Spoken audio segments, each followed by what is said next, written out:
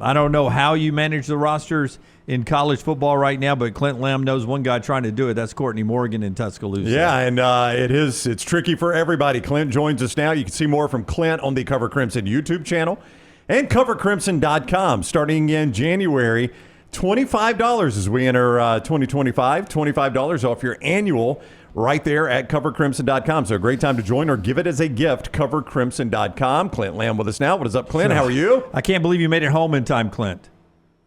Yeah, I made it pretty quick. I may or may not have went a couple of miles per hour over the speed limit, but it wasn't nothing crazy. Yeah, nothing crazy. That's good. We don't want him to incriminate himself. All right, so a lot of guys in the portal, but probably the biggest name was Jaylen Mbakwe. It had been bubbling for a minute, so I don't think it came as a surprise to you, Clint. But what is your just overall feel on him being in the portal and what may happen here? I think he wants to be at Alabama. Obviously the connections to Alabama are there. He's got friends there. He grew up a fan. He's an in-state product. But the portal is doing crazy things. I think from a money standpoint, from a playing time standpoint, and really that depends on which side of the football you're talking about. There's talk about him maybe wanting to play wide receiver. There's so many different factors involved in this process. But what you are seeing is guys are really trying to manage how they feel personally, or emotionally about certain places and certain people, compared to what they want to do as far as taking care of their financial future and things like that. It's a very tempting approach to as far as changes in college football. But with the fact that they couldn't really guarantee him a starting spot at corner, I think that maybe has played into it. But at the same time, at one point it was trending towards Ole Miss. I mean, that's the school that we're all hearing as far as where Mbakwe could end up potentially going. And then late last night, it starts to break that, okay, maybe Alabama's not out of this. He met with Kalen DeBoer this morning. It seemed to be trending towards Alabama. I really don't know anything as far as recently, if that's trending back towards Ole Miss. I think at this point, both coaching staffs are really trying to fight to get him. But I will say that I think this is just another example of how crazy the transfer portal has become. Do you believe it's just an open negotiation right now where he's probably offered X amount, let's just say it's Ole Miss, and then, hey, this is what we've got for you to stay, and then you've got representation in the middle of it just making calls back and forth and ultimately highest bidder, I guess?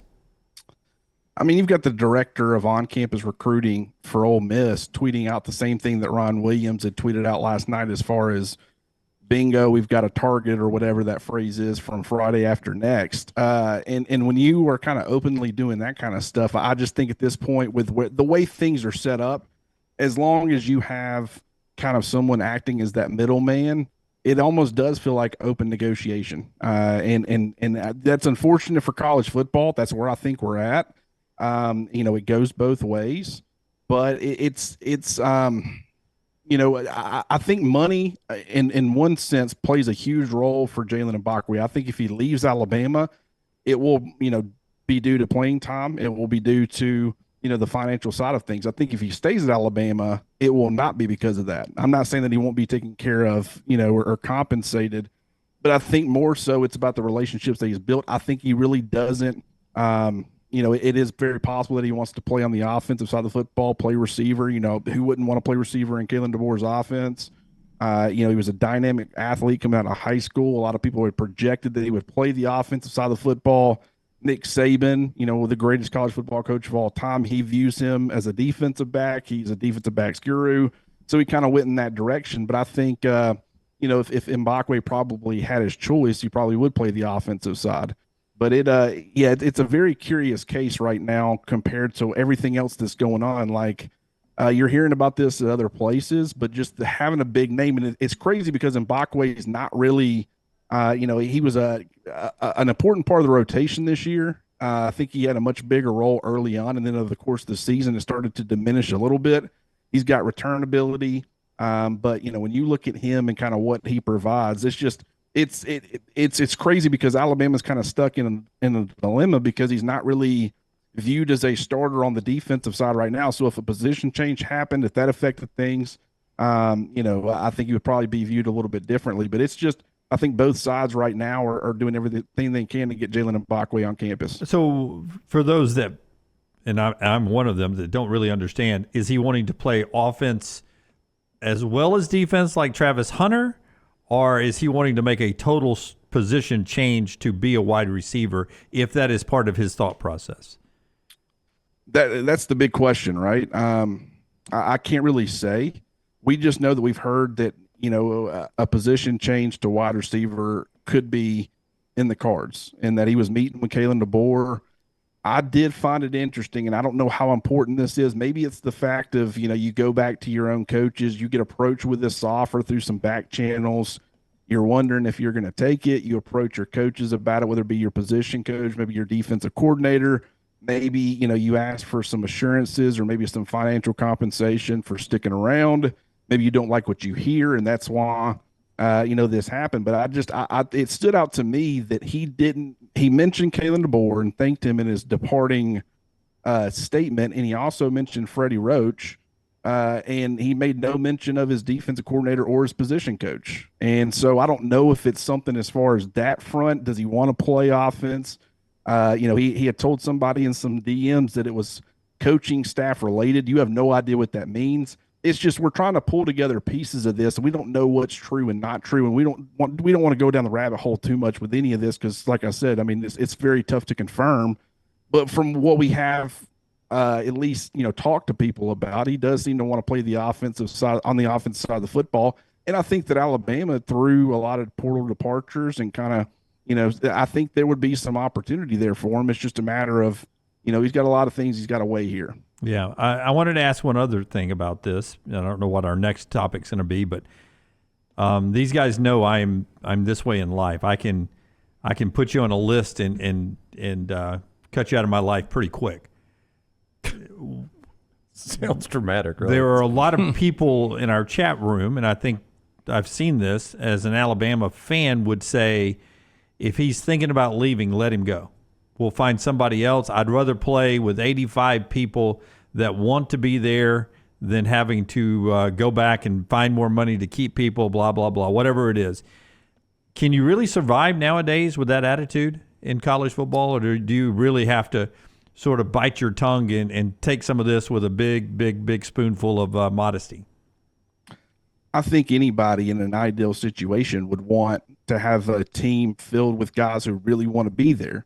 They love the program. They love the fan base. They love the coaching staff, the campus. I mean, that's in a perfect world. I don't think we're living in a perfect world with this transfer portal era, with the NIL era.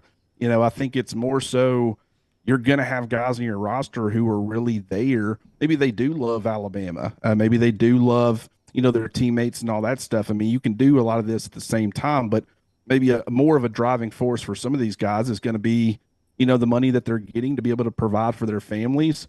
And, it's not just the short-term view on what they're getting now. It's also, is it playing time as far as developing for the next level, maybe positioning yourself to get drafted highly. I mean, that's obviously on the minds of a lot of these guys. It's a tough question to answer. But at the same time, I understand where fans are coming from.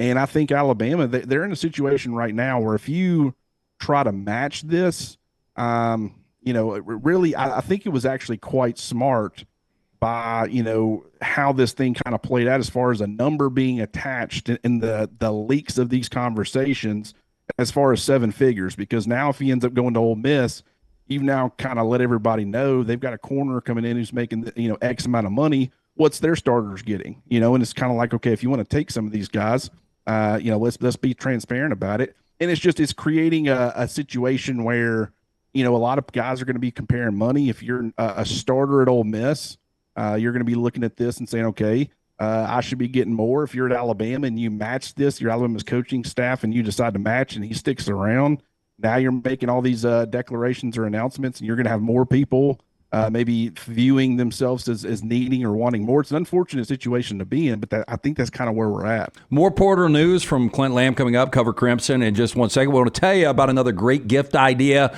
the gift of hydration from our friends at HydroLife Therapy, IV therapy, B12 injections, cryotherapy, compression therapy, now weight loss therapy, all under one roof. 2 Birmingham locations to serve you. Walk-ins are welcome, but you can book online, hydrolifetherapy.com. If they can't make it out to you, they can send a nurse to your home or business. Great stocking stuffer, very important. Mention the next round, 20% off all the great services. Also ask about memberships. Basically recoup that membership fee in just one visit with a free IV bag each and every month. Again, for more information, hydrolifetherapy.com. CoverCrimson.com is the website. Starting in 2025, $25 off your annual right there at Cover Crimson. Great Christmas gift idea. Clint Lamb is with us from there. Clint, Mick, Stacy, Mike Johnson, Chris Marlowe. I mean, the entire crew there. They do tremendous work there at CoverCrimson.com. And you could join, like I said, for $25 off the annual starting in 2025. So a lot of people, Clint, know that Mbakwe and Ryan Williams are good friends, obviously, right? So people hesitantly, or maybe not hesitantly, put 2 and 2 together and say, well, if Mbakwe's going, what does this mean for Ryan Williams? So I'll ask you that question. In your opinion, if Mbakwe does leave, what does that mean for Ryan Williams? I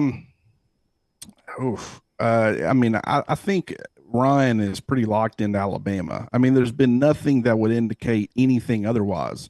I'm not saying that if a guy gets a tattoo, with one team's logo, he can't transfer. I mean, Barry Alexander has a Georgia logo. Reuben Foster, right? Reuben He had Foster. Yeah, absolutely. I mean, to say that's going to lock a guy in, I mean, that's not really the case. But I feel like, he seems to have been all in pretty much from the jump. It doesn't feel like anything's changed as far as, I understand maybe down the stretch his role, it stayed the same, but maybe his production and his performance took a little bit of a dip. That's to be expected. He's a young guy, he's still growing, but he's going to be a huge part of Alabama's plans moving forward. I think he's, is going to be compensated as such. And it would be strange, in my opinion, for Jaylen Mbakwe to be the driving force in that relationship. For Ryan Williams to follow Jaylen Mbakwe and not really the other way around, right? Yes. But I could be wrong on that. But it feels like that right now. Ryan Williams is all Alabama until something changes on that front, regardless of what happens with Jaylen Mbakwe. I don't think fans should be freaking out. They're in 2 very different situations based off of Alabama's roster, where they sit on the depth chart, and things like that, and probably how they're being compensated too. So I wouldn't be worried if I was an Alabama fan. According to ESPN, the number 1 defensive player in their transfer rankings is Jaheim Otis. Normally, you don't get a number 1 guy, according to rankings, leave a program and people don't really care. It doesn't seem like many people care that Otis is now the Colorado Buffalo. I think a lot of that has to do with the timing in which he left. Fans have already kind of gotten used to not seeing him around. I think it was the fact that he was banged up last year. He seemed to be dealing with some stuff this year at the beginning of the season before he chose to leave. And so, he really hadn't been the player that he was as a freshman. I think a lot of these rankings and stuff, it's all about what you think a guy could be. And everybody knows that Jaheim Otis is very talented. And, I think his ability to get on campus as a freshman, lose all that weight, earn the trust of the coaching staff and Nick Saban coaching staff, that's kind of, it's really tough to earn, or was very tough to earn their trust. The fact that he was able to do that, I think he really got his career started off the right way through really no fault of his own, injuries and such. I think he kind of fell down the depth chart a little bit. I think other guys were performing well. He was trying to battle back, and it just didn't work out. I think Colorado's getting a heck of a player, though. But, it's just with where things are at with Alabama's, like, a lot of people are going to be concerned with the defensive line. You got Damon Payne, who just entered the transfer portal. You're losing Tim Smith. What's going on with Tim Keenan? Could he leave for the NFL? I think he'll probably end up being back. Maybe I'm wrong on that. But it's just the defensive line in general. Otis had some star power at one point. We all thought, he had the ability to eventually be a pretty big disruptor, really wreck offensive game plans. But just the player that everybody saw as a freshman has not really been who he's been really since. And so while I think everybody's looking at what he could maybe return to and be, Bama fans have kind of grown to expect something a little bit different. So I think that's where there just hadn't been as much disappointment there, and the fact they've kind of already gotten used to him not being around. For those that don't know, Clint has a football background. He played a little football, so he knows X's and O's on a whiteboard and stuff. So when I ask you this question, I'm asking somebody that understands the game better than I do. There are people that I've spoken to that the scheme defensively that Alabama has switched to may not be as attractive to high-end defensive players who are in an NFL pipeline. Do you see a lot of NFL teams play what Alabama's defensive scheme is? What the Swarm, is that a defensive scheme? Is that something that would help you as a pipeline? Because obviously Nick Saban, Kirby Smart, they played what they played at the NFL level. That was, you are basically coming in, you're playing an NFL defense already. Obviously Kalen DeBoer's side of the ball is going to be attractive. What about the defensive side of the ball? Is that a selling point right now, you think? I think it's really fun for certain positions. I think that vision-oriented defense is actually, if you're a defensive back, that's a pretty desirable way to play the game. You kind of get to roam, kind of do, some backyard football type of stuff, let your instincts and everything take over. You still got to be disciplined and all that. I'm not saying it's just free roaming, but there are some free roaming principles to it. I think the wolf position is what's really interesting. Like, you don't see that just a ton on the NFL level. Like the standard 4-2-5 defense, you're seeing that all over the NFL. Like the days of you might go against a certain offense on a given Sunday and you might be in a base 4-3 package or a 3-4, but that 4-2-5 with that nickel corner, that's kind of what you're looking at in most situations on the NFL level. Maybe the fact that you don't really stray from that too much. You don't have, Kane Wommack really doesn't have like a dime package that he consistently goes to. You did see him in certain situations play some different looks, some 4-3 unders, some 3-4 looks and all that stuff. But for the most part, it's just that 4-2-5 base, the same personnel, and they just kind of try to make it work that way.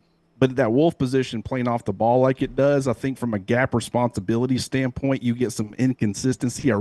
Your defense really has to be able to trust each other and understand the gap responsibility and who's going to be where. And with the wolf kind of really never having done that before, I think there was some transition. And so it's tough for me to say, looking at the product right now, okay, this is what it's going to be, because I think as guys get more comfortable, you'll see more sound defense being played consistently. But I will say I didn't see enough improvement on that front over the course of this season to think that that's going to be something that you can continue to do. Now, you can do 90% of what he does, maybe just change that aspect of it a little bit.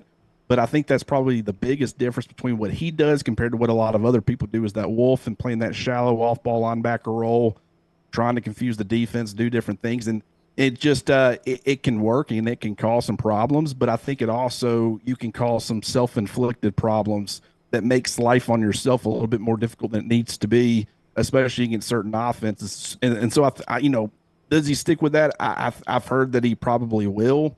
Should he? That's my biggest question mark right now for him. All right, do this. Go follow Clint on social media at Clint R. Lamb, and go to Cover Crimson, the Cover Crimson YouTube channel. A lot of great content there, including Bama and Bourbon with Lance and Aaron, Clint, Mick Gillespie, Mike Johnson, Chris Marler, Stacey Blackwell. They all do a really, really good job there. And CoverCrimson.com is the website, CoverCrimson.com. Again, celebrate 2025 with $25 off your annual there at CoverCrimson.com. Thank you for the time, Clint. Good to see you. Absolutely. Good talking to you, fellas. All right, buddy. Take care. Clint with us on the JohnstonRVCenter.com hotline with the latest transfer portal from Tuscaloosa.